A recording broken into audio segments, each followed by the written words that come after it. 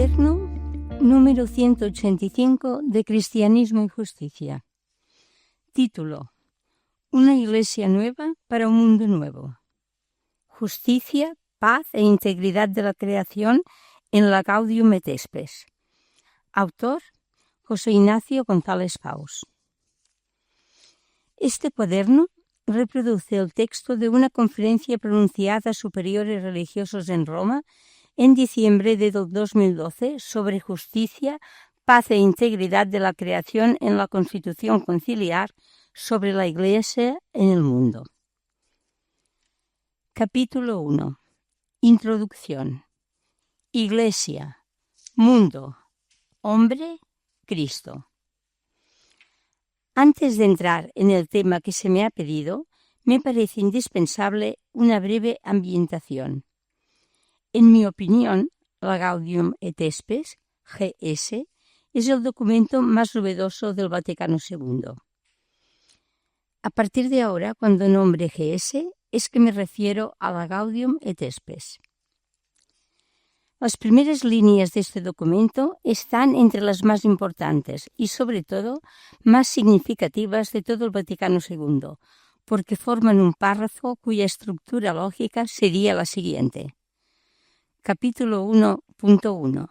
Autorretrato de la Iglesia del Concilio. La imagen que ofrece de sí la Iglesia consta de tres partes. A. Una definición de la Iglesia, comunidad cristiana integrada por hombres reunidos en Cristo y guiados por el Espíritu, con una buena noticia para el mundo. Quizás es sintomático que hable de comunidad cristiana, dando así la mejor definición de Iglesia al margen de cómo se organice. B. Una consecuencia de esa definición, la íntima solidaridad entre Iglesia y género humano en la historia. Y C. Y la consecuencia final, gozos, esperanzas, tristezas, angustias, sobre todo de los más pobres, lo son también de los discípulos de Cristo. Tampoco dice aquí de la Iglesia. En la redacción actual, esa última consecuencia, última desde un punto de vista lógico, ha pasado a ser la primera porque es la que tiene más fuerza interpeladora en todo el párrafo. Interpela al mundo, pero también a la misma Iglesia. Este párrafo es tan serio y de tanta riqueza teológica que plantea enseguida una serie ineludible de preguntas. Por ejemplo, ¿podemos hoy decir con verdad que eso es así, sobre todo los niveles autoritarios o institucionales de la Iglesia? ¿Hay ese verdadero contacto y conocimiento que posibilita hacer propios los dolores y alegrías del otro, sobre todo del más pobre? ¿O hay solo una empatía genérica teórica que no podría negarse sin abjurar de la fe? ¿A cuántos de esos hombres de manos toscas que buscan trabajo desde hace años han abrazado los obispos y los monseñores? ¿A cuántas reuniones de mujeres de barrio han asistido, allí donde ellas explican sus historias y sus luchas? ¿A cuántos niñitos han tenido entre sus brazos, tomados quizá de los brazos de una chica musulmana con un velo en su cabeza y sin papeles en el bolsillo? Temo tener que decir que esto se da en algunos miembros de la comunidad cristiana, pero no en su mayoría ni en los miembros con responsabilidades internacionales. ¿Es que acaso no son ellos hombres reunidos en Cristo y guiados por el Espíritu? Y si de veras queremos una nueva evangelización, que no sea un más de lo mismo, pero con mayor soporte publicitario, debo añadir que esto es absolutamente indispensable. En concordancia con este retrato, GS se dirige a todos los hombres, porque es toda la sociedad humana la que hay que renovar, y se dirige para dialogar con ella, en un diálogo que pretende lograr la fraternidad. El documento quiere ser, por tanto, no una enseñanza de la autoridad eclesiástica a los fieles o a toda la humanidad, sino un diálogo de la comunidad cristiana con la sociedad. Añado que quizá eso es lo que debería ser todo el magisterio de la Iglesia. Y desde esta conciencia de lo que es ser Iglesia, G.S. continúa con una mirada sobre el mundo. Veámoslo. Capítulo 1.2. Mirada al mundo. Tras esta introducción global de carácter a la vez dogmático y pastoral, y con una metodología de ver, juzgar y actuar que intenta marcar todo el texto, G.S. pasa a lo que es el punto de partida de este documento. La Iglesia tiene ante sí este mundo con sus posibilidades y negatividades y con sus interrogantes. 3 cosas me parecen más destacables de estos capítulos. A. El punto de partida es el mundo, no la Iglesia. No se dice que el mundo deba tener ante sí a la Iglesia con sus jerarquías y su culto, porque es este mundo, esta humanidad con sus grandezas, sus miserias y sus preguntas, lo que Dios ama tanto que entregó por él a su mismo Hijo. B. De todo el conjunto de características de la humanidad, se destacan 2 cosas, que hoy ya no son vistas de una manera estática, sino desde otra más dinámica y evolutiva, y que todo lo que se dice de los desequilibrios que fatigan al mundo moderno está conectado con otro desequilibrio fundamental que hunde sus raíces en el corazón humano. Pues bien, C. A este problema raíz, a ese misterio del corazón humano, sale al encuentro la fe, que ilumina con nueva luz y manifiesta el plan divino sobre la entera vocación del hombre. Y por tanto, la Iglesia define su misión como Capítulo 1.3. Conocer al hombre para lograr la fraternidad. Lo personal y lo estructural están suficientemente integrados en esta formulación, y quizá con esta palabra fraternidad nos acercamos ya al meollo de lo que quisiera exponer. Justicia, paz e integridad de la creación forman una tríada que puede valer como descripción de la fraternidad, porque no puede existir una verdadera paz, en el sentido positivo de plenitud de relaciones fraternas y no meramente en el negativo de ausencia de conflictos, sino brota de una justicia plena, la cual no puede contentarse con solo la libertad, olvidando la fraternidad y la igualdad que de ella brotan. Y también porque, aunque el ser humano sea el rey, el responsable de la creación, no podrá serlo sin una fraternidad también con la tierra como hermana menor del hombre.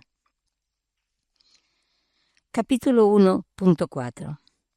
Dignidad divina y división íntima del ser humano. La antropología de G.S. es sencilla, pero fundamental, y cabe en los 2 rasgos que intitulan este apartado. Lo primero, por ser imagen de Dios. Lo segundo, porque, siguiendo el relato del Génesis, el hombre ha abusado de esta dignidad, libertad, pretendiendo alcanzar su propio fin al margen de Dios. Del primer punto destacará G.S. la grandeza de la libertad y, en consecuencia, la dignidad de la conciencia humana, núcleo más secreto y sagrario del hombre, en el que éste se siente a solas con Dios, cuya voz resuena en el recinto más íntimo de aquella. En cambio, el segundo punto, por la manera como ha sido formulado, da pie a G.S. para una reflexión sobre el ateísmo moderno, de la cual lo más destacable es el reconocimiento de la culpa de los cristianos en este ateísmo, no solo por sus incoherencias y por el descuido de la educación religiosa, factores que podrían afectar más bien a los fieles, sino sobre todo por haber velado más que revelado el genuino rostro de Dios y de la religión. Aunque no se diga expresamente, parece innegable que, dada la enorme verticalidad de la Iglesia Católica, este último reconocimiento afecta sobre todo a las autoridades eclesiásticas. Quienes tenemos contacto frecuente con no creyentes, palpamos hasta la saciedad cuánta culpa tiene la institución eclesial en muchas pérdidas de fe o incapacidades para llegar a ella.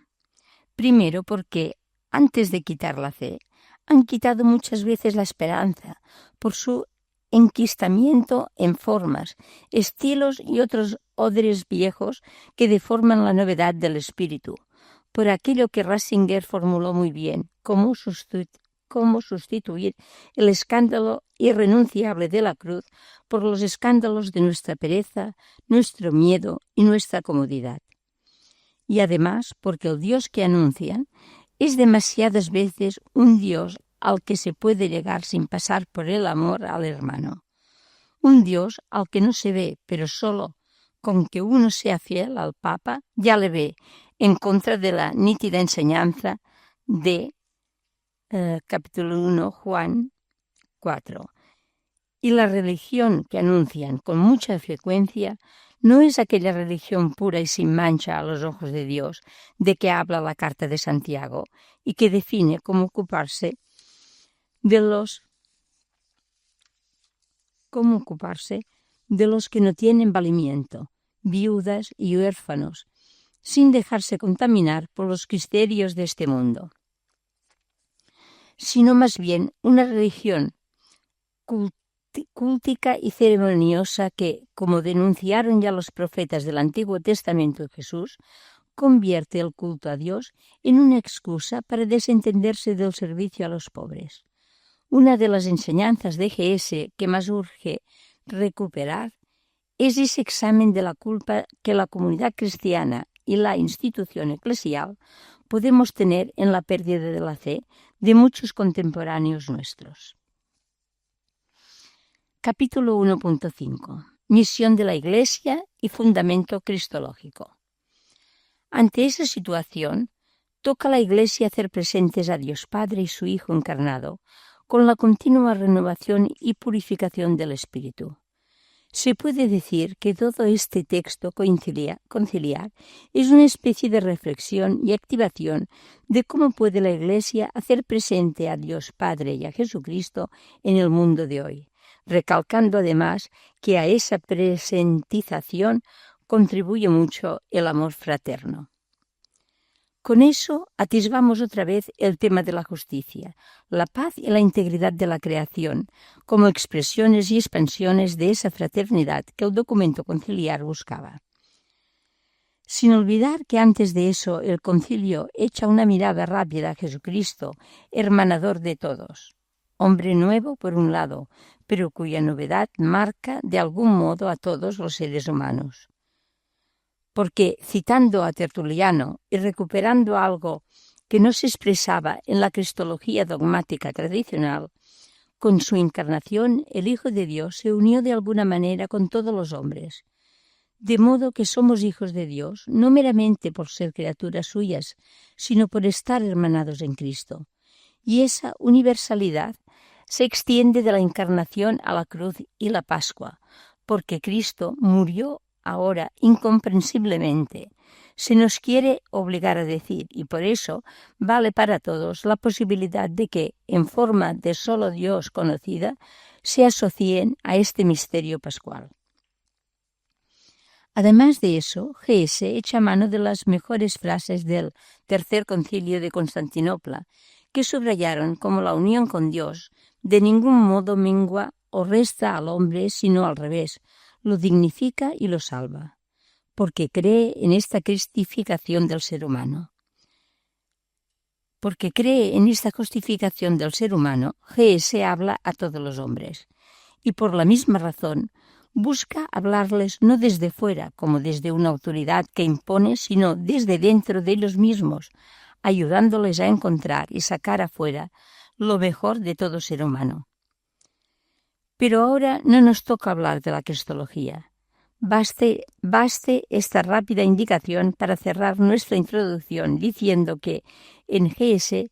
hay un núcleo cristológico que fundamenta a la vez una eclesiología, que aún volveremos a tomar en la conclusión, y una antropología, la antropología de la fraternidad, a la que pertenecen los 3 puntos que se me han pedido: la justicia, la paz, la integridad de la creación. Ahora podemos verlos ya. Capítulo 2. El problema de la justicia en el mundo. El tratamiento de G.S. sobre la justicia aparece muy centrado en el valor de la igualdad. Capítulo 2.1. Justicia contra desigualdades. Si todos los hombres somos hijos de un mismo Padre, que ama a todos por igual, con preferencia hacia los más pobres y excluidos, esto implica que toda forma de discriminación en los derechos fundamentales, ya sea social o cultural, por motivo de sexo, raza, color, condición social, lengua o religión, debe ser vencida y eliminada por contraria al plan de Dios. Y reconoce además que esa igualdad fundamental entre los hombres exige un reconocimiento cada vez mayor. La alusión a desigualdades por sexo plantea a la Iglesia 2 cuestiones serias y aún no resueltas: la de la mujer y la de las parejas homosexuales. De la primera, solo cabe reconocer que, aun prescindiendo del presbiterio femenino que Benedicto XVI consideró prohibido por Dios, hay otras 1000 funciones en las que la mujer está discriminada en la Iglesia, desde el diaconado hasta el cardenalato, que no exige ordenación presbiterial ni episcopal. Por lo que hace a la otra cuestión, habría que comenzar por ambas partes distinguiendo entre cosas ciertas y no ciertas. A. No es seguro que la homosexualidad sea simplemente una variante, como ser rubio o moreno, sin que esto signifique que sea una lacra o una enfermedad.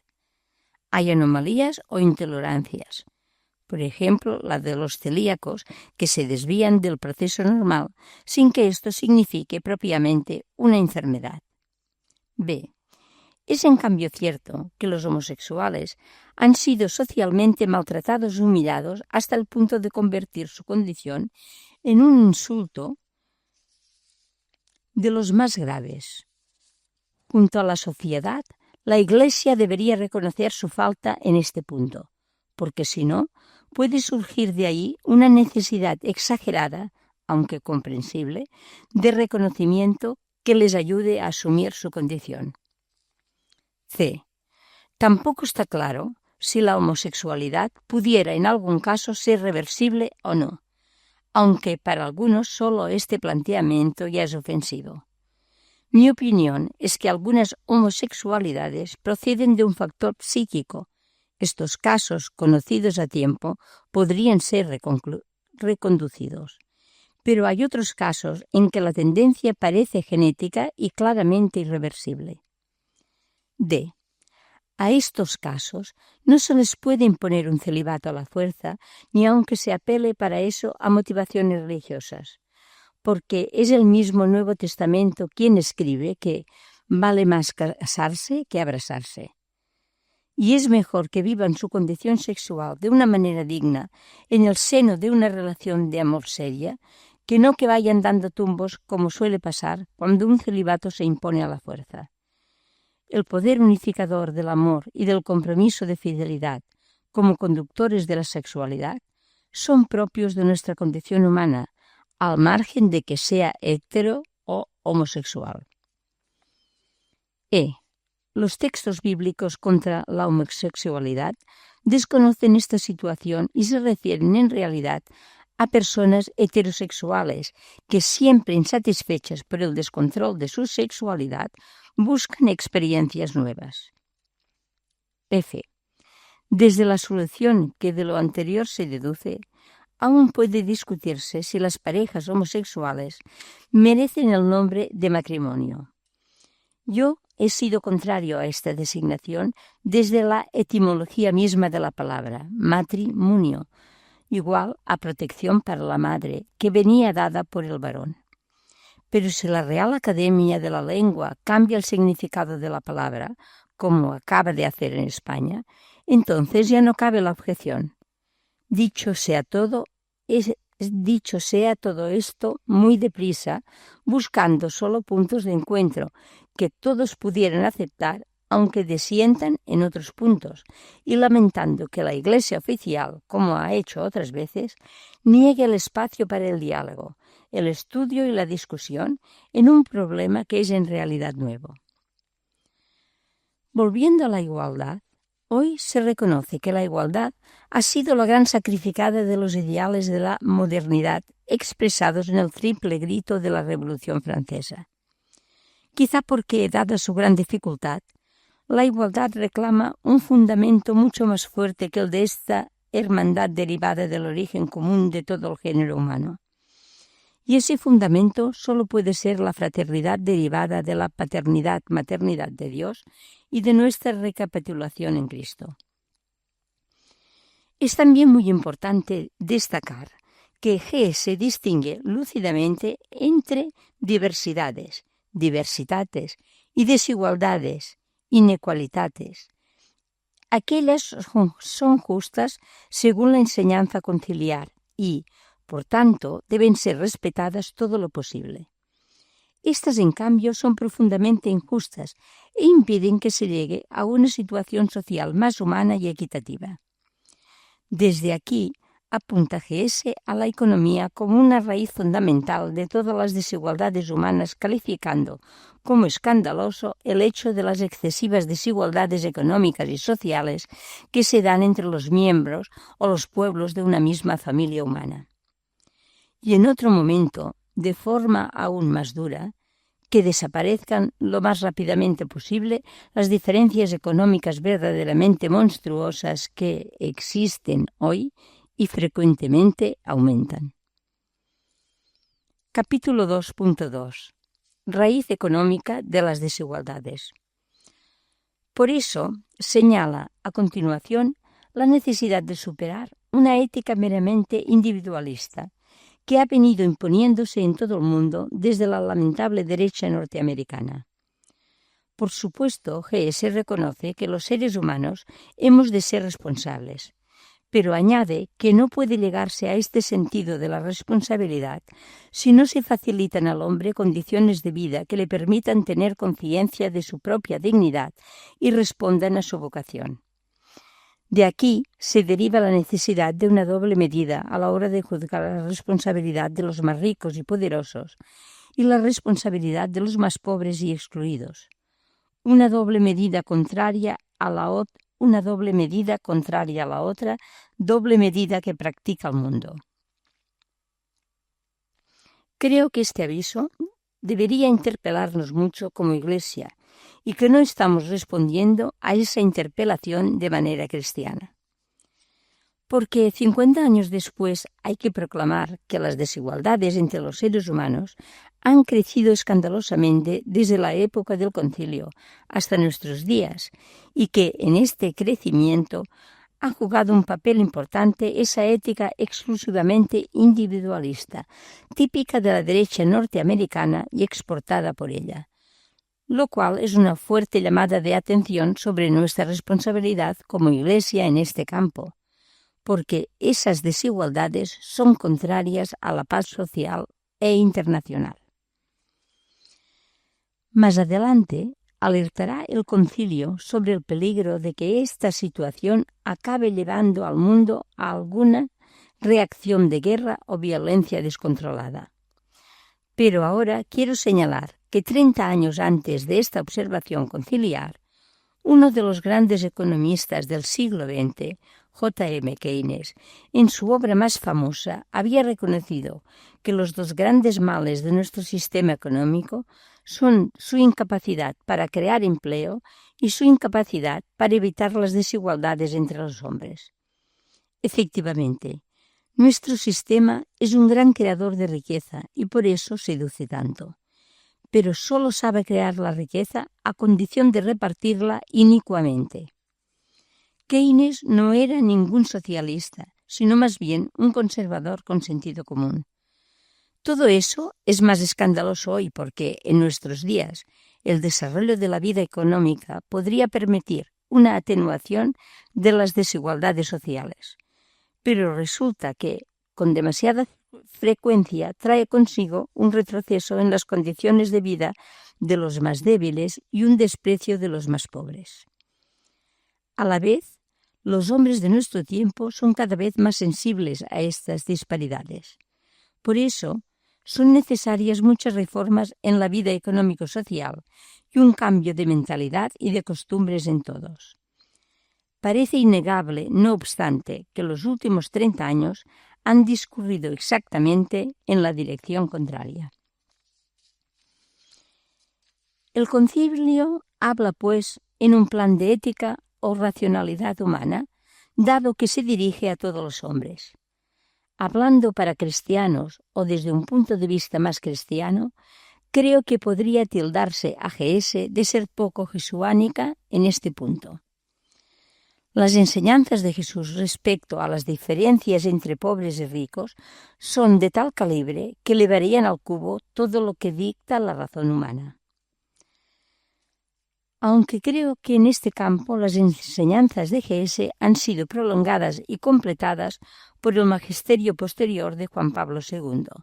Me parece importante notar que el documento se distancia claramente, como toda la tradición católica clásica, de la moral occidental de la propiedad.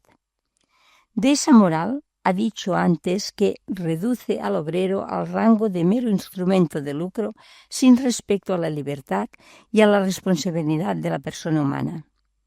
Y ha alineado este modo de proceder al lado de otros tan degradantes como las deportaciones, la esclavitud o la trata de blancas. Dejando pues todo lo referente al trabajo, migraciones, congestión empresarial, quiero fijarme en ese punto que me parece más decisivo y es la enseñanza sobre la propiedad. Capítulo 2.3. Punto central: la propiedad. Dios ha destinado la tierra y cuando ella contiene para uso de todo el género humano.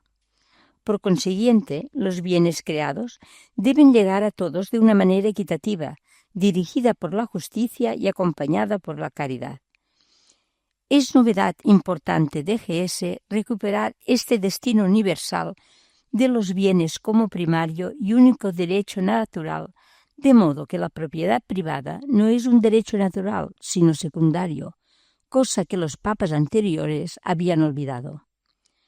Solo después de asentado ese derecho natural del destino universal de los bienes, pasa G.S. a hablar de la propiedad privada, recordando que este destino universal de los bienes no debe perderse nunca de vista, de modo que aquellos bienes que posee el hombre no puede usarlos como exclusivamente suyos, sino también como comunes. A mi entender, se marca aquí no solo una función social o una hipoteca social de la propiedad privada, sino algo más, un límite social de la propiedad. De esa hipoteca social se seguiría solo el clásico principio de que, en casos de extrema necesidad, todas las cosas son comunes, como cita G.S. pocas líneas después. Pero si es verdad que todos los hombres tienen derecho de poseer una parte de bienes suficientes para sí mismos y para sus familias, esto nos lleva más allá de los casos de extrema necesidad. Nos lleva a la doctrina de los santos padres de que, mientras haya hombres que no poseen esa parte de bienes suficientes, todo aquello que sea superfluo en los bienes de los demás deja de pertenecerles. Por eso decían los padres de la Iglesia que cuando el rico da limosna no hace un acto de caridad, sino de justicia. Está devolviendo al otro lo que pertenece a ese otro. Y por eso calificaba Jesús a la riqueza privada como riqueza injusta. El concilio, no obstante, me parece ambiguo en este punto. La frase posterior: al Estado toca impedir que se abuse de la propiedad privada en contra del bien común, favorecería, a mi modo de ver, una interpretación más en línea con la doctrina patrística. Sin embargo, lo que se ha venido enseñando luego de G.S. se limita, y esto solo en teoría, a la famosa función social de la propiedad. El mismo concilio favorece esa limitación cuando, a continuación de la frase que acabo de citar, hace una espléndida descripción de la situación cruel e injusta de muchos braceros en países con grandes latifundios, cafeteleros, etc. Pero luego se limita a proponer soluciones que no pasan de mejoras en salarios, condiciones laborales y seguridad. Pero cuando acepta un poco a regañadientes, con un más aún, la expropiación de propiedades insuficientemente cultivadas, la compensa notando que siempre que el bien común exija una expropiación, debe valorarse la indemnización según equidad, teniendo en cuenta todo el conjunto de circunstancias. Estas mitigaciones pueden comprenderse teniendo en cuenta que la GS habla a todos los hombres y por tanto está considerado ahora no la ley de Dios, sino las leyes civiles. Pero debemos añadir que, cuando se trate de cristianos y no de todos los hombres, la verdadera enseñanza católica es la del límite de la propiedad, no la de una simple función social, que por lo demás tampoco es aceptada por una buena parte de nuestra sociedad actual. No haber entrado aquí a fondo en el tema de los impuestos es una limitación seria de GS. Subrayo esto porque, para mí, es muy claro que la Iglesia ha ido adoptando poco a poco la visión pagana de la sociedad, derivada unas veces del derecho romano, ius utendi et abutendi, y otras de lo que se llama el individualismo posesivo de Locke. Y ha traicionado su mejor tradición contraviniendo el precepto paulino, citado también por GS, de no adaptarse a los criterios de este mundo. En el tema de la propiedad, la Iglesia se ha conformado casi totalmente con los criterios de este mundo. No ha cumplido ella misma el consejo que daba GS en este campo. Elimínese el criterio de considerar como absolutamente inmutables ciertas costumbres. Y ese ha sido uno de los factores que han contribuido a hacer totalmente imposible que la actividad económica obedezca a los designios de Dios sobre el hombre. Semejante adaptación al mundo ha acabado dañando a la misma Iglesia. GS afirma ya lo que luego retomará Juan Pablo II en la SRS, la obligación de la Iglesia de desprenderse de objetos lujosos de culto cuando esto sea necesario para ayudar a los desposeídos. El silencio, no ya obsequioso ni respetuoso, sino más bien irrespetuoso, con que ha sido acogido semejante precepto en la Iglesia Universal, priva a la comunidad eclesial de ser luz de las gentes y sacramento de comunión para todos los hombres y mujeres del planeta. Entre los temas de la igualdad y de la economía, que en mi opinión deberían ir más unidos, inserta GS otra reflexión eclesiológica de la cual en este momento, quisiera destacar 3 puntos. A. La solemne afirmación de que el divorcio entre la fe y la vida diaria de muchos debe ser considerado como uno de los más graves errores. En la Iglesia actual, como uno de los más graves errores en la Iglesia actual. Por la localización de esta frase entre los 2 puntos antes tratados, parece evidente que ese divorcio entre fe y vida se refiere a la incoherencia de muchos denominados católicos, pero totalmente ausentes del esfuerzo para hacer la vida de los seres humanos en este planeta más justa y más igualitaria. En mi modesta opinión, la única respuesta dada en todo el mundo católico a esta acusación del concilio ha sido la teología de la liberación, por mucho que se quiera decir en su contra y que se dice más bien como defensa propia de los atacantes. Muchos obispos, por ejemplo, parecen creer que el fundamento para una sociedad cristiana radica exclusivamente en la familia y en la moral familiar. Los otros son problemas que pueden irse solucionando poco a poco. No perciben que una condición indispensable para esa moral familiar es un mínimo de condiciones de vida dignas que cada vez van siendo negadas a más gentes, con lo que el cristianismo queda destinado solo a las clases altas y media. Y éstas, a su vez, se supone que cumplen con su moral familiar, pero se desentienden casi totalmente de sus obligaciones sociales. El significado de aquella expresión tan clásica, católico practicante, pone en evidencia ese modo de concebir. La misma liturgia de la Iglesia para nada parece dirigida a los pobres, que son sus primeros destinatarios. Así se produce ese divorcio entre la fe y la vida diaria que denuncia con vigor G.S. B. En coherencia con esto, hay en ese mismo número 43 una interpelación a los laicos, a quienes se recuerda la misión de ser testigos de Cristo en todo momento, en medio de la sociedad humana, para así cristianizar al mundo. Ser testigos de Cristo y cristianizar al mundo no puede ser, en este contexto, una mera exhortación a esa forma de catolicismo reducida al cumplimiento del precepto dominical y de la fidelidad matrimonial. Ha de referirse a todo lo antes dicho sobre la necesidad de crear un mundo más igualitario. C. Más discutible me parece que se diga solo a los obispos que son ellos los que, con su trato y su trabajo pastoral, exponen al mundo el rostro de la Iglesia, que es el que sirve a los hombres para juzgar la verdadera eficacia del mensaje cristiano. Aparte de que, en ese momento histórico, crea yo que una gran mayoría de los obispos están desfigurando el rostro de la Iglesia y dan a los hombres una pésima impresión sobre la eficacia del mensaje cristiano, como dijo antes G.S. hablando de las causas del ateísmo. Creo que esa es misión de toda la Iglesia, de toda la comunidad de cristianos, como había dicho G.S. en su arranque. Y de hecho, en las líneas siguientes se habla de que toda la Iglesia, obispos religiosos y fieles, aun por su sola presencia, es fuente inagotable de las virtudes de que tan necesitado anda el mundo de hoy. Por evocar una anécdota lejana, pero tópica, no fue la gran mayoría de obispos arrianos, sino la fe del pueblo la que dio al mundo el verdadero rostro de la Iglesia.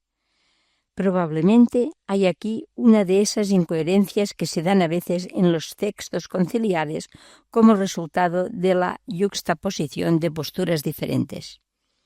Pero esa última frase citada me parece más en consonancia con lo que dice el decreto de los laicos sobre el dinamismo apostólico del pueblo de Dios y la función de los seglares en la misión de la Iglesia. Es comprensible y se agradece que tras ese maravilloso programa reconozca G.S. la enorme distancia entre el mensaje que ella anuncia y la fragilidad humana de los mensajeros a quienes está confiado el Evangelio. Permítaseme añadir que esa distancia se ha vuelto mucho mayor hoy, a los 50 años del concilio, como parece haber reconocido el lamento del entonces cardenal Ratzinger el Viernes Santo del 2005, aludiendo a las guerras en el interior de la curia romana, a los escándalos de pederastia encubiertos por tantos obispos y a la corrupción introducida en la misma Roma por el fundador de los legionarios de Cristo. En cualquier caso, este capítulo termina reconociendo que, cumpliendo lo enseñado, los cristianos pueden contribuir mucho, no solo al bienestar de la humanidad, sino también a la paz del mundo. Con esto estamos en nuestro próximo capítulo. Pero no quiero pasar a ese nuevo capítulo sin evocar unas preciosas y preocupadas palabras que dirá más adelante G.S. Preciosas y dolorosas, porque esa preocupación se ha convertido en realidad 50 años después. Que no sirva de escándalo a la humanidad que algunos países, generalmente los que tienen una población cristiana sensiblemente mayoritaria, disfruten de la opulencia, mientras otros se ven privados de lo necesario para la vida y viven atormentados por el hambre, las enfermedades y toda clase de miserias. En esos momentos resulta que los países de tradición cristiana son los epulones de la parábola de Jesús, mientras los Lázaros no cristianos están a nuestras puertas deseando hartarse de las migajas que caen de nuestras mesas. Ese escándalo es sentido también por muchos cristianos y religiosos, y hay que añadir, aunque duela, que por sentir y tratar de eliminar ese escándalo, se han visto con frecuencia desautorizados por las autoridades eclesiásticas. Capítulo 3. La paz.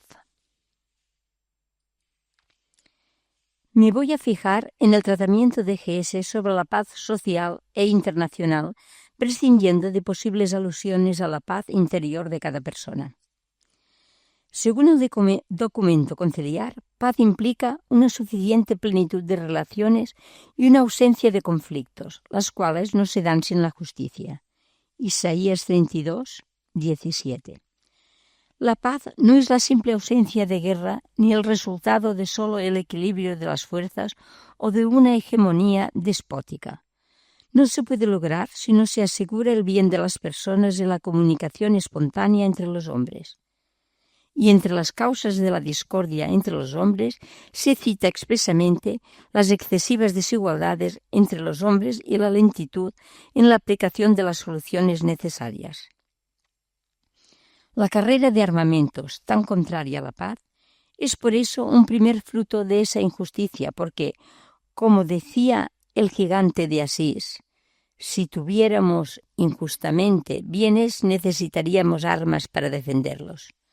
Por eso puede venir bien en este momento una palabra previa sobre esos nuevos ateísmos, que me parecen los ateísmos más flojos que conozco, pero que parten del axioma de que el monoteísmo es intrínsecamente violento, argumentando desde la trágica experiencia del 11S en Nueva York. Capítulo 3.1. Un problema previo de hoy. Monoteísmo y guerra. Por supuesto, la Biblia tiene páginas de una violencia llamativa que, desde Marción o Simone Weil, han llevado a algunos cristianos a un rechazo global del Primer Testamento.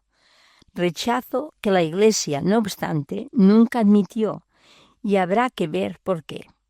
Pero antes hay que examinar la argumentación de estos nuevos ateísmos, al menos en 3 puntos, que plantean sin duda un problema real. A. En primer lugar, los textos monoteístas están llenos de páginas no violentas y pacificadoras que han hecho del shalom, salam, shanti, paz, una especie de distintivo o saludo de las religiones monoteístas. Una metodología científica obligada a analizar todos los casos y no erigir uno solo en definidor de lo que se estudia. B. En segundo lugar, una buena parte de la violencia de Israel se da cuando el pueblo no era un monoteísta, sino solo monólatra. La fe en Yahvé no negaba la existencia de otros dioses, sino que solo afirmaba la superioridad del Dios de Israel sobre ellos. Por tanto, lo que parece más intrínsecamente violento no es el monoteísmo, sino el politeísmo, porque lleva a la lucha inevitable entre los diversos dioses o absolutos. C. Y en tercer lugar, otra buena parte de la violencia israelita no acontece contra los de fuera, contra los infieles, sino que tiene lugar en seno mismo del pueblo monoteísta. Israel puede despreciar al pagano evitarlo para no contaminarse, pero no proclama cruzadas contra los infieles, como quizá hace el Islam, según algunos, y como hizo el cristianismo medieval. El monoteísmo judío llevaba al pueblo más bien a vivir cerrado en sí mismo y sin preocuparse de los demás pueblos, salvo para ser luz de las gentes, como pedía Isaías. Ahora intentaremos buscar la raíz de esta violencia, pero si se daba al interior del monoteísmo, no cabe decir que éste fuera su causa. ¿Cuál es, pues, la raíz de la violencia judía? prescindiendo ahora de la época de la conquista, donde, como he dicho, habría que hablar de monolatría más que de monoteísmo, hay que estudiar aquí la vida posterior del pueblo. Y a esa vida nos llevan, más que los libros históricos, todo el conjunto de plegarias que constituye el Salterio, donde conviven, como ya sabemos, imprecaciones y propósitos de una violencia increíble, con algunas de las expresiones más puramente religiosas de la historia humana. ¿Dónde está la clave de esta contradicción? Pues, desgraciadamente, no en aquello que es propio solo de los hombres religiosos, sino en aquello que debe ser común a todos los hombres, la ética y la moral. La experiencia que sacude constantemente la fe del judío piadoso en Yahvé es ver que, si el Dios único es poderoso y justo, habría que esperar que a los hombres justos les vayan bien las cosas y mal a los impíos. Pero sucede exactamente al revés. El justo se ve saqueado, pisoteado y vencido, mientras que los impíos se limitan a argumentar que Dios no lo ve o que no le importa, y se dedican a acechar al hombre bueno para saquearlo y pasean orondos por las calles ladrando como perros. Al principio, el salmista cree que pronto verá el castigo de los malvados y reza confiado. En verdad los pones en el disparadero, pero ese castigo no llega. La preocupación del salmista pasa a ser entonces que, si las cosas siguen así, los malvados se van a convertir en ejemplo para todos los jóvenes de su pueblo, y la porción de Yahvé va a quedar corrompida para siempre. Esta doble obsesión por el triunfo de la injusticia y por el arrastre del mal ejemplo le va volviendo decididamente violento, y el Salterio pasa de unas primeras expresiones de confianza, vi al injusto, volví a pasar y ya no estaba, a imprecaciones de una dureza que de ningún modo puede ser rezada, como las del Salmo 108, por ejemplo. Habrá que esperar hasta Jesús para que la oración del justo perseguido no sea Dios mío, castígalos, sino Padre, perdónalos. No soy experto en Antiguo Testamento y no sé si es posible una datación precisa de todos y cada uno de los salmos. La evolución que insinúo puede ser más o menos aceptable desde el orden y la numeración actual de los salmos, pero no sé hasta qué punto pudo influir también en determinadas conductas que narran los libros históricos, como por ejemplo la del castigo de Coré en el libro de los Números. Pero esta curiosidad histórica no hace al caso ahora. Lo que quería subrayar contra los nuevos ateísmos es esa constatación de que la tentación violenta surge más bien de la desesperación ética por el triunfo de la injusticia en el mundo. Ellos mismos confirman este argumento. Lo que les ha impactado y desconcertado es el impresionante triunfo de la injusticia y la muerte de inocentes que se dio en los atentados de las Torres Gemelas. Desde ahí, un proceso totalmente carente del rigor científico les ha llevado a diagnosticar el monoteísmo como causante de aquellas injusticias. Y tras ese diagnóstico, ellos mismos se vuelven violentos, proclamando sin rubores la intolerancia contra los tolerantes, es decir, contra aquellos que, sin ser creyentes, practican la tolerancia con los creyentes en lugar de procurar acabar con ellos. El proceso de estos nuevos ateos hacia la intolerancia no se diferencia mucho del proceso de los autores del Salterio. La paz y la no violencia se nos vinculan así con la ética y confirman el diagnóstico citado del profeta Isaías, mucho más certero que el de esos nuevos ateos. La paz es fruto de la justicia. De haber enfocado así las cosas, quizás se habrían preguntado si por debajo de la barbarie cruel y criminal de aquellos atentados no había otra injusticia anterior contra la cual los atentados reaccionaban desesperada y desproporcionadamente.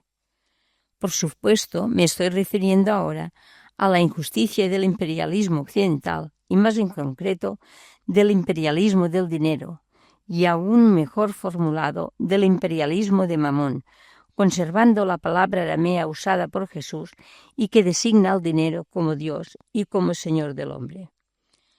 como alguien a quien se sirve incondicionalmente porque, en cuanto dinero privatizado, tiene un poder salvífico muy superior al de todos los demás dioses. Llegamos así, con Isaías y con la cuestión del 11S, a un concepto premio e inevitable a la hora de hablar de la paz, el de la violencia establecida. Establecida quiere decir, entre otras cosas, impune, y además corruptora, y por si esto fuera poco, también anónima, porque no tiene rostros personales, sino que está disimulada en las estructuras mismas de la convivencia. Esta violencia establecida es la que provoca, generando la tentación de una respuesta violenta, la cual, en cuanto se ponga la más mínima confianza en ella, acaba generando la clásica espiral de la violencia tan lúcidamente denunciada por Helder Cámara. Esa violencia establecida es muchas veces atea, o mejor, simplemente pagana, pero otras muchas veces usa a Dios como argumento, confundiendo lo que Mounier calificara como desorden establecido con la voluntad de Dios. De ahí que la idea de Dios ande revoloteando silenciosamente en todo lo que vamos a decir. Tras esta ambientación de nuestros días, veamos alguna de las enseñanzas de GS. Capítulo 3.2. Autoridad mundial y carrera de armamentos. Me parece muy importante, y olvidando el lamento porque falte una autoridad internacional competente y provista de medios eficaces, un lamento que se me añade a la advertencia, hoy claramente antinorteamericana. La potencia bélica no legitima cualquier uso militar o político de ellas. El ridículo fantoche que son hoy las Naciones Unidas queda puesto en evidencia por estas palabras, mucho más hoy en día, dado que, con ocasión del 50 aniversario de la ONU, se hicieron importantes propuestas de urgentes reformas que los responsables últimos de esta organización se negaron a poner en práctica. Nuestro mundo del siglo XXI se ha cansado ya de contemplar situaciones trágicas que necesitarían esa autoridad mundial y que, por faltar esta o haber quedado reducida a un espantajo, nadie puede resolver. De ahí que GS vuelva sobre el tema pocos números después. Debemos procurar con todas nuestras fuerzas preparar una época en que, por acuerdo de las naciones, pueda ser absolutamente prohibida cualquier clase de guerra. Esto requiere el establecimiento de una autoridad mundial reconocida por todos, con poder eficaz para garantizar la seguridad, el cumplimiento de la justicia y el respeto de los derechos. Espléndido texto que arranca de una lúcida lectura de otro signo de los tiempos. El concepto de guerra ha cambiado totalmente por la aparición de las armas modernas, y esto nos obliga a examinar la guerra con mentalidad totalmente nueva. Esta frase atempera y da provisionalidad a lo que había dicho antes de que mientras falte una autoridad mundial no se podrá negar el derecho de legítima defensa a los gobiernos. Por eso, la mentalidad nueva con que debe ser abordada hoy la guerra lleva otra vez no solo a la necesidad, sino a la urgencia de esa autoridad mundial. En este contexto es absolutamente lógica, más aún necesaria, la denuncia de la carrera de armamentos. Tanto por razones de paz, esta acumulación de armas que se agrava por años sirve de manera insólita para aterrar a posibles adversarios, como de justicia.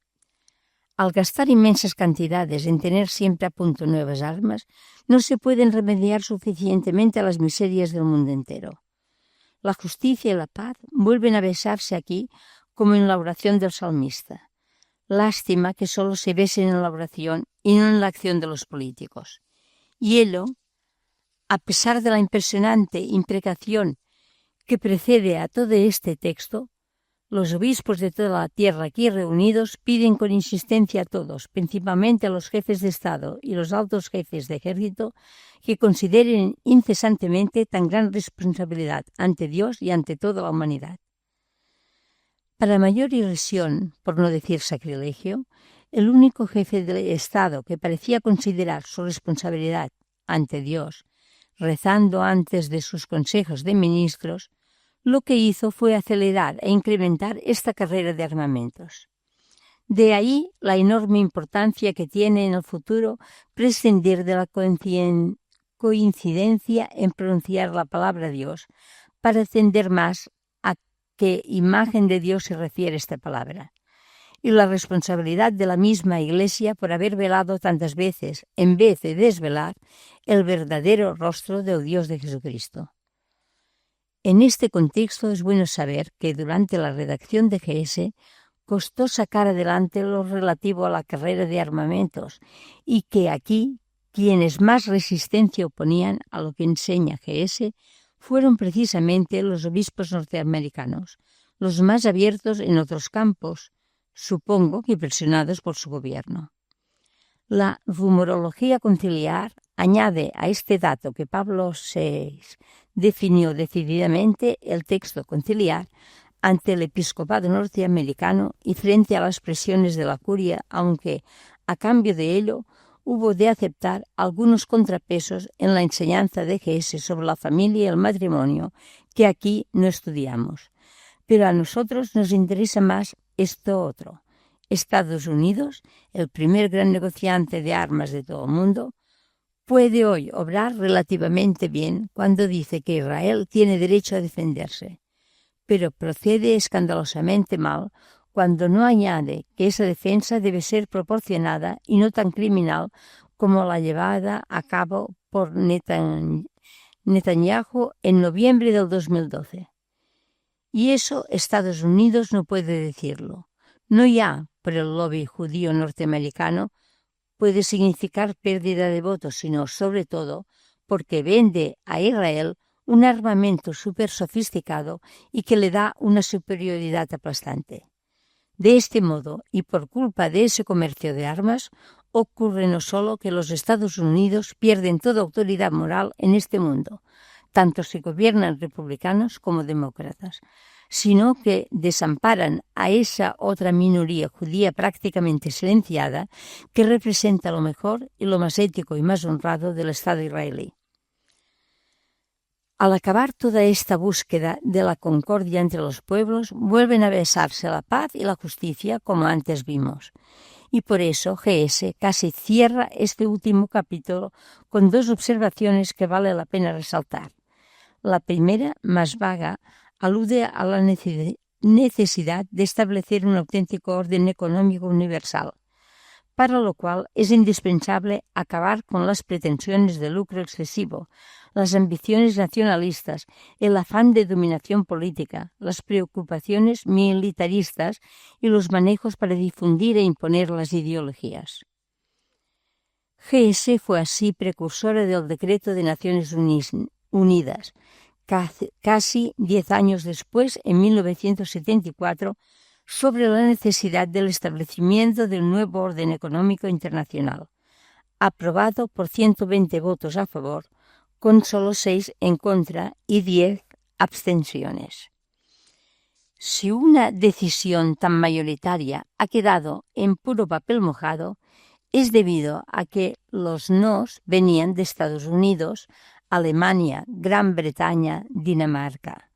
Y entre las abstenciones estaban Japón, Francia, Italia, Holanda, Israel, Canadá. Esta doble lista constituye la mejor prueba de que nuestro mundo sigue dominado no por la concordia, sino por la tiranía de los países ricos, y de que la autoridad mundial solo se hace presente por el dolor que causa su ausencia. La segunda observación que quería citar es la propuesta de que se cree un organismo universal de la Iglesia que tenga como función estimular a la comunidad católica para promover el desarrollo de los países pobres y la justicia social internacional. Aquí puede haber también un anticipo de lo que luego, a nivel mundial, ha sido el destino del 0,7 de los PIB de cada país en ayuda al desarrollo.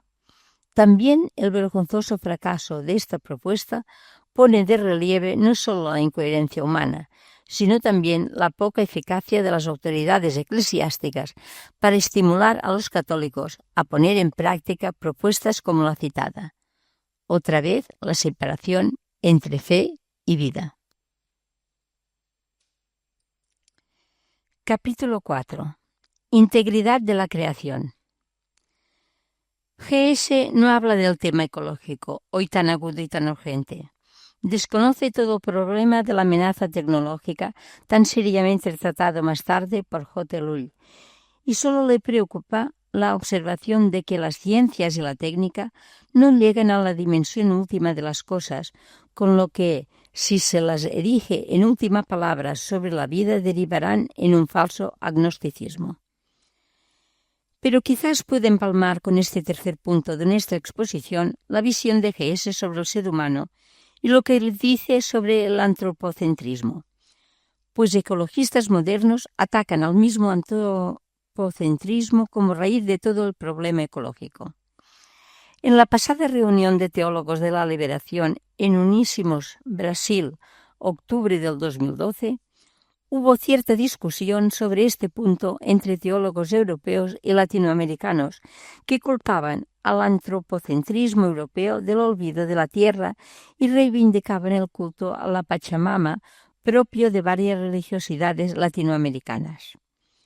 Que el occidente actual ha perdido el respeto a la que Francisco de Asís llamó hermana madre tierra me parece innegable. Que la razón de esa pérdida de respeto sea, sin más, el antropocentrismo, me parece que puede matizarse mediante la distinción entre un antropocentrismo recibido y por tanto responsable y un antropocentrismo autoatribuido y por tanto expiador. En la misma Biblia cabría distinguir entre el antropocentrismo de los 2 primeros capítulos del Génesis, el dominio de la tierra en el sentido de hacerla habitable y cuidarla, y el antropocentrismo de la Torre de Babel, que vuelve la tierra inhabitable por la misma confusión entre los hombres. Situados aquí, veamos lo que dice G.S. El hombre recibió el mandato de gobernar el mundo en justicia y santidad, sometiendo así la tierra y cuando en él se contiene, y de orientar a Dios la propia persona y el universo entero. De modo que con el sometimiento de todas las cosas al hombre, sea admirable el nombre de Dios en el mundo. Los cristianos, lejos de pensar que las conquistas logradas por el hombre se oponen al poder de Dios y que la criatura racional pretende rivalizar con el Creador, están, por el contrario, persuadidos de que las victorias del hombre son signos de la grandeza de Dios y consecuencia de su inefable designio. Cuanto más se acrecienta el poder del hombre, más amplia es su responsabilidad individual y colectiva. Puede decirse que este párrafo habla de un antropocentrismo, pero se trata de un antropocentrismo orientado a Dios, signo de su grandeza y que hace admirable el nombre de Dios y, por tanto, como antes dije, un antropocentrismo recibido y responsable. Aquí el dominio del mundo no es un dominio cualquiera, sino en justicia y santidad. Y se deja claro que a más poder corresponde mayor responsabilidad. A este se le contrapone otro antropocentrismo que rivaliza con Dios, aunque es innegable que el optimismo de G.S. en su reconciliación con el mundo moderno le impide percibir más seriamente las dimensiones y la seriedad de esa irresponsabilidad típica del economicismo occidental, capitalista o comunista.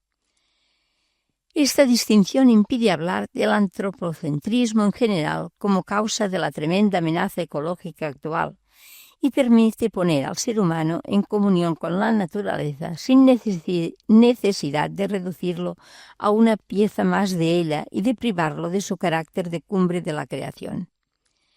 Hegelianamente dicho, cada avance de la historia no debe suprimir los estratos anteriores, sino conservarlos transformados.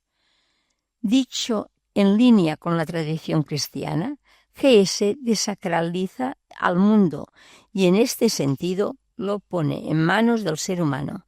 Pero desacralizar al mundo no significa divinizar absolutamente al hombre. De todos modos, salvar este aspecto legítimo del antropocentrismo tampoco es suficiente para afrontar el actual problema ecológico, que puede ser la amenaza más seria, más cercana y más probable de todas las que asedian el planeta Tierra. Pero este es en realidad un problema posterior al Vaticano II, y en este sentido no creo que podamos pedirle más al documento conciliar.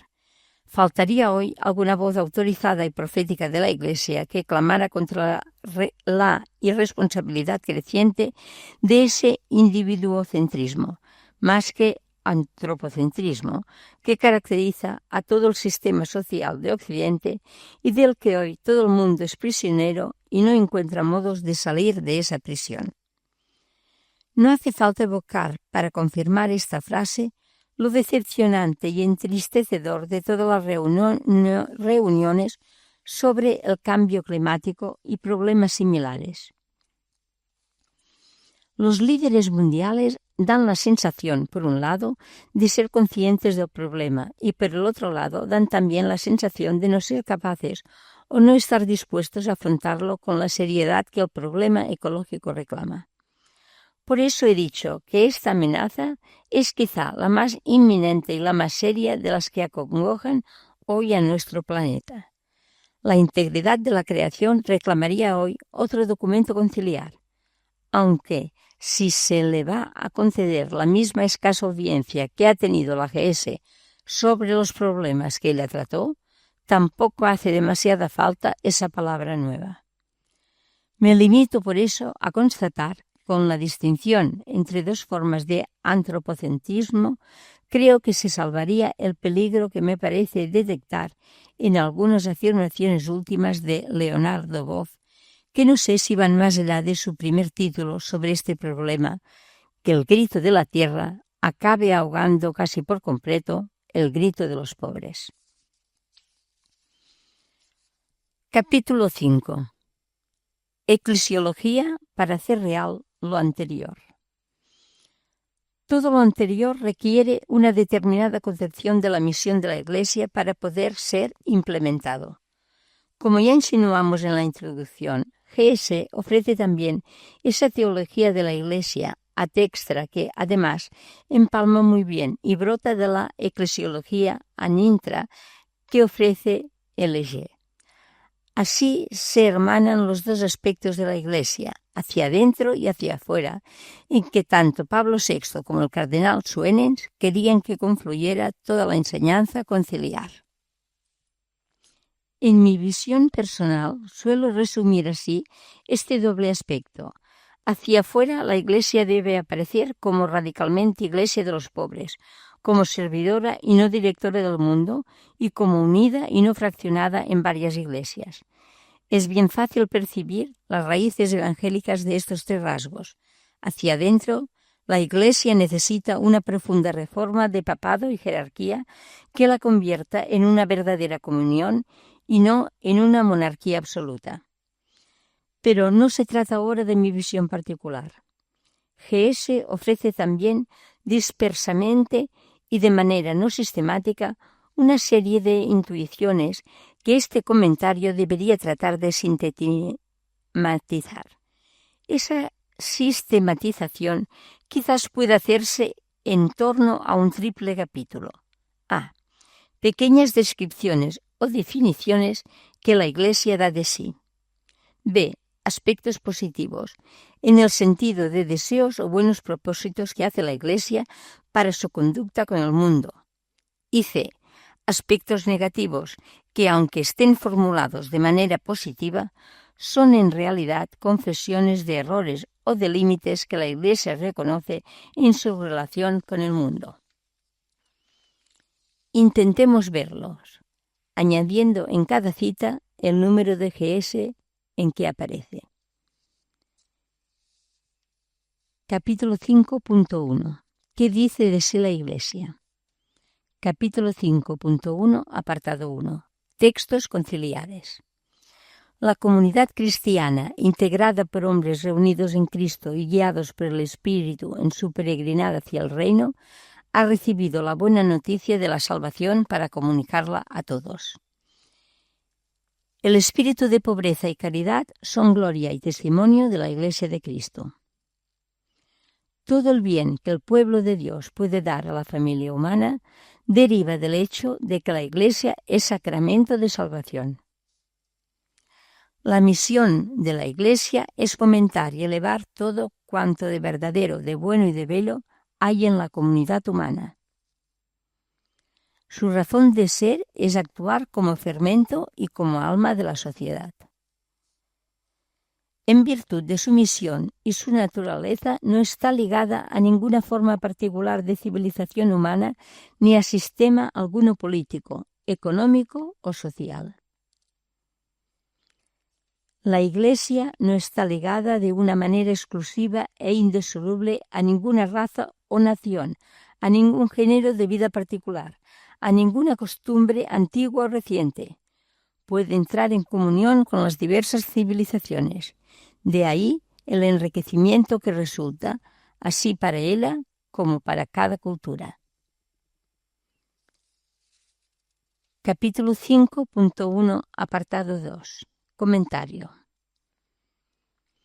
No es difícil encontrar aquí una pequeña eclesiología dogmática que empalma además con LG.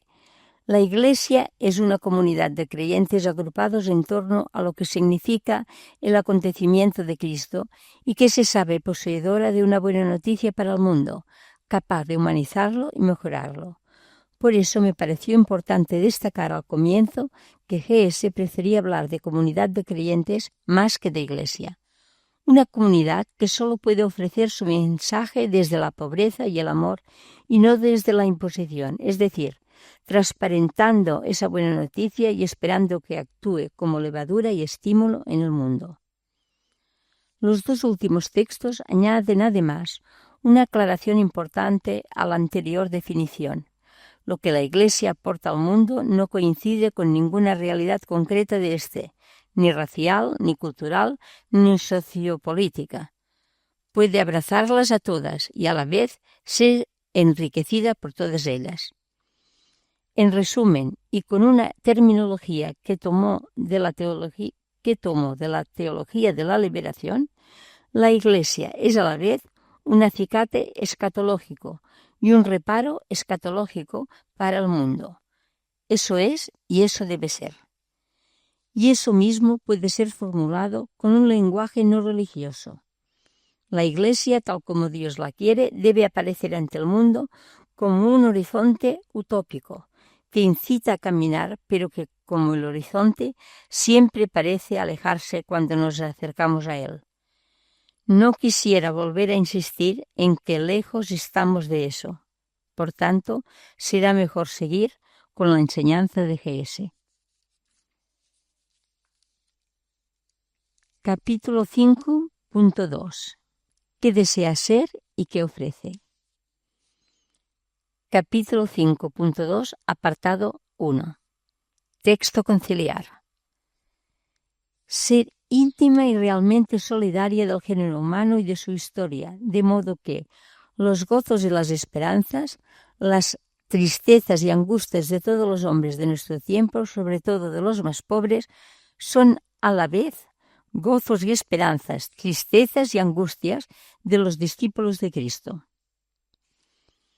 Desea unir la luz del Evangelio al saber humano para iluminar el camino emprendido por la humanidad. Los cristianos que toman parte activa en el movimiento económico-social de nuestro tiempo y luchan por una mayor justicia y equidad, pueden contribuir mucho al bienestar de la humanidad y a la paz del mundo. Los obispos, ayudados por los religiosos y por sus fieles, demuestren que la Iglesia, aun por su sola presencia, es fuente inagotable de las virtudes de que tan necesitado anda el mundo de hoy. Capítulo 5.2, apartado 2. Comentario. Atendiendo a las palabras subrayadas, se percibe fácilmente el deseo de la Iglesia, una profunda solidaridad con el género humano, solidaridad que se traduce en unión y contribución respecto a la marcha del mundo que, hechas así, cree la Iglesia que serán fuente de bien para el mundo. Y desde este deseo global se sigue una serie de actitudes concretas. Capítulo 5.2, apartado 3. ¿Qué ofrece la Iglesia según GS? Sincera colaboración de la Iglesia para lograr la fraternidad universal. Aprecia con el mayor respeto cuanto de verdadero, de bueno y de justo se encuentra en las variadísimas instituciones fundadas ya o que incesantemente se fundan en la humanidad. Declara además que quiere ayudar y fomentar tales instituciones en lo que de ella dependa. Donde sea necesario, según las circunstancias, la misión de la Iglesia puede crear, mejor dicho, debe crear obras al servicio de todos, particularmente de los más necesitados. La Iglesia no pone su esperanza en privilegios dados por el poder civil, más aún, renunciará al ejercicio de ciertos derechos legítimamente adquiridos tan pronto como conste que su uso puede empañar la pureza de su testimonio o las nuevas condiciones de vida exijan otra disposición. Es deber del pueblo de Dios y los primeros obispos socorrer, en la medida de sus fuerzas, las miserias de nuestro tiempo y hacerlo como era costumbre antes en la Iglesia, no solo con los bienes superfluos, sino también con los necesarios. Capítulo 5.2, apartado 4. Comentario. La Iglesia ofrece un aprecio sincero y respetuoso, una disposición a crear sus propias obras como servicio y no como autopromoción, la renuncia a privilegios y hasta a derechos que pueden empañar la pureza de su testimonio, y está dispuesta a desprenderse incluso de bienes propios cuando haga falta. Las dos frases que he destacado en las citas hacen ver que quizás en estos momentos ha aparecido más el horizonte de los pobres miserables de este mundo. Estos propósitos serán para la Iglesia también una utopía y deberá reconocer lo que también hace este documento. Sabe también la Iglesia que aún hoy es mucha la distancia que se da entre el mensaje que ella anuncia y la fragilidad humana de los mensajeros a quienes está confiado el Evangelio. De igual manera comprende cuánto le queda aún por madurar, por su experiencia de siglos en la relación que debe mantener con el mundo. Pero sin que ese aguijón de Satanás le impida caminar en esa dirección y la haga orientarse hacia la dirección contraria. A algo de esto apunta el siguiente apartado. Capítulo 5.3. ¿Qué confiesa y reconoce? Capítulo 5.3, apartado 1. Textos conciliares. La Iglesia avanza juntamente con toda la humanidad, experimenta la suerte terrena del mundo, sin que tenga a mano respuesta adecuada a cada cuestión. La Iglesia afirma la autonomía legítima de la cultura humana y especialmente la de las ciencias. Los fieles no piensen que sus pastores están siempre en condiciones de poderles dar inmediatamente solución concreta en todas las cuestiones, aun graves, que surjan. La Iglesia estima mucho todo lo que en este orden, para dar un sentido más humano al hombre y a su historia, han hecho y hacen las demás iglesias cristianas o comunidades eclesiásticas. Tiene asimismo la firme persuasión de que el mundo, a través de las personas individuales de toda la sociedad humana, con sus cualidades y actividades, puede ayudarla mucho y de múltiples maneras en la preparación del Evangelio. La Iglesia, en virtud del Evangelio, proclama los derechos del hombre y reconoce y estima en mucho el dinamismo de la época actual que está promoviendo por todas partes tales derechos. Las energías que la Iglesia puede comunicar a la actual sociedad humana no radican en el mero dominio exterior ejercido por medios puramente humanos. La Iglesia, aunque rechaza el ateísmo, reconoce que todos los hombres, creyentes y no creyentes, deben colaborar en la edificación de este mundo en el que viven en común.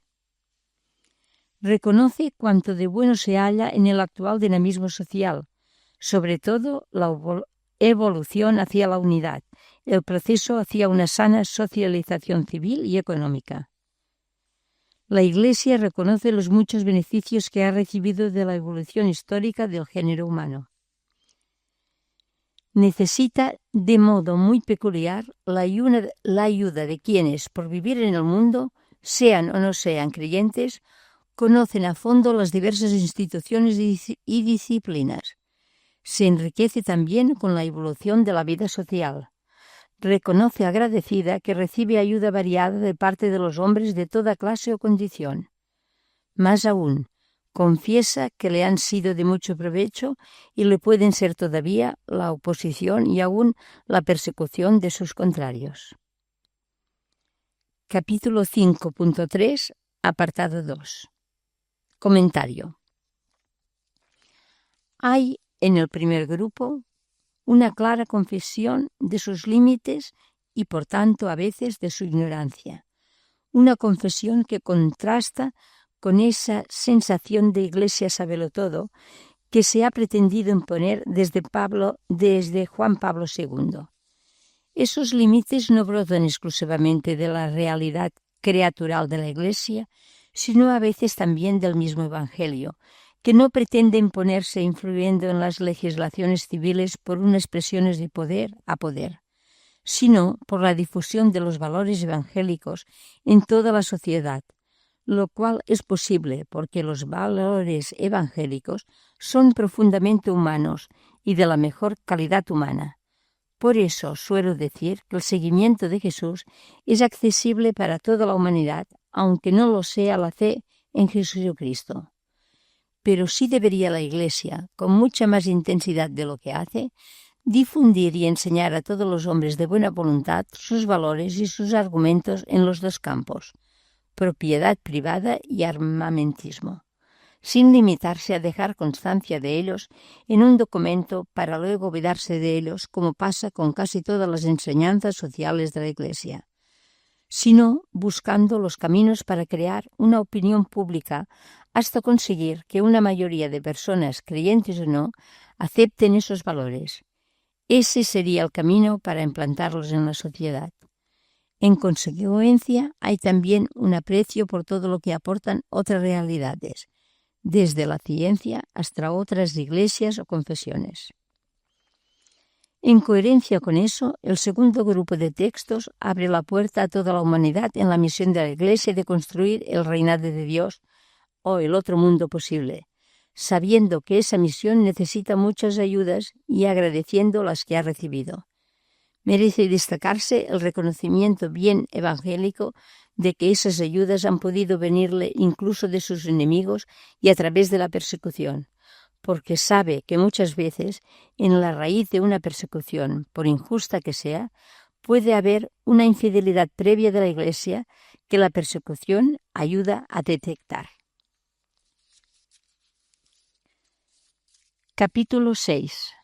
Conclusión. Al releer esta síntesis eclesial, uno no puede menos de recordar las palabras del discurso con que Pablo VI clausuró el concilio. Una inmensa simpatía lo ha penetrado todo. El descubrimiento de las necesidades humanas ha absorbido la atención de nuestro sínodo, y la aclaración poco después de que esa orientación no ha desviado la mente de la Iglesia por caminos ajenos a su misión, sino que la ha devuelto a su verdadero camino. Estas palabras, capaces de iniciar en una honda experiencia espiritual, contrastan con la sensación actual de que una notable antipatía lo está invadiendo todo en las relaciones Iglesia-mundo y que la institución eclesial ha apartado la mirada de los hombres para volverla hacia sí misma. En mi modesta opinión, la causa de este desvío no es culpa de ningún papa, sino de la principal demanda del concilio, que ha acabado siendo la más incumplida y que se encuentra en el decreto sobre el deber pastoral de los obispos. La reforma de la curia romana. Los padres del concilio desean que esos discaterios sean sometidos a nueva ordenación, acomodada a las necesidades de los tiempos, religiones y ritos. Y creo yo que habría que añadir a la mentalidad y los criterios de Cristo Jesús y de su Evangelio.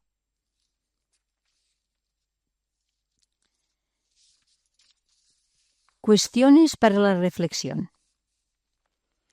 La GS nos presenta una iglesia con rostro humano, una iglesia solidaria, una iglesia que abre sus ventanas al mundo, no encerrada en sí misma como sociedad perfecta. Una iglesia que se abre humildemente a las verdades de la ciencia, de las técnicas, de la historia, de la psicología y de otras disciplinas humanas. Una iglesia que pretende dialogar con el mundo, comprenderlo mejor, compartir con los hombres los gozos y las esperanzas, las tristezas y las angustias, sobre todo las de los más pobres. 1. Nada más comenzar el texto del cuaderno, el autor hace unas preguntas a la Iglesia como institución y a cada uno de nosotros. ¿A cuántos hombres de manos toscas que buscan trabajo desde hace años han o hemos abrazado? ¿A cuántas reuniones de mujeres de barrio han o hemos asistido? Allí donde ellas explican sus historias y sus luchas. ¿A cuántos niñitos han o hemos tenido en brazos para ayudar así a una chica musulmana con un velo en su cabeza y sin papeles en el bolsillo? 2. Sería interesante mirar y poner rostro en el hoy a las esperanzas y angustias, los interrogantes de la humanidad, los cambios profundos en el desarrollo de las ciencias y las técnicas, los cambios en el orden social, modos de comunicación, nuevas relaciones sociales, los cambios psicológicos, morales y religiosos, las nuevas formas de familia, el papel de la mujer, el nuevo modo de educar, la crisis de fe y de valores, el desequilibrio del mundo contemporáneo en el orden teórico y en el orden práctico, las condiciones demográficas y económicas, los desahucios y la marginación, el hambre y la desnutrición. 3. También sería bueno abrir los oídos y el corazón a las aspiraciones de la humanidad, a los interrogantes más profundos del ser humano, a sus desequilibrios interiores, raíces de los desequilibrios sociales y preguntarnos: ¿qué es el hombre? ¿Cuál es el sentido del dolor, del mal, de la muerte? ¿Para qué aquellas victorias obtenidas a tan alto precio? 4. 50 años después, hay que decir que las desigualdades entre los seres humanos han crecido escandalosamente y que en ese crecimiento ha jugado un papel importante esa ética exclusivamente individualista que a todos nos tienta y nos arrastra. ¿Qué desigualdades señalarías que te parece han crecido escandalosamente? Para acabar, puedes leer los textos de la página 26 y dejarte interpelar por ellos. Seguramente tú también sentirás que la Gaudium et Spes, GS, fue un gran regalo del concilio para la Iglesia y el mundo. Fin del cuaderno.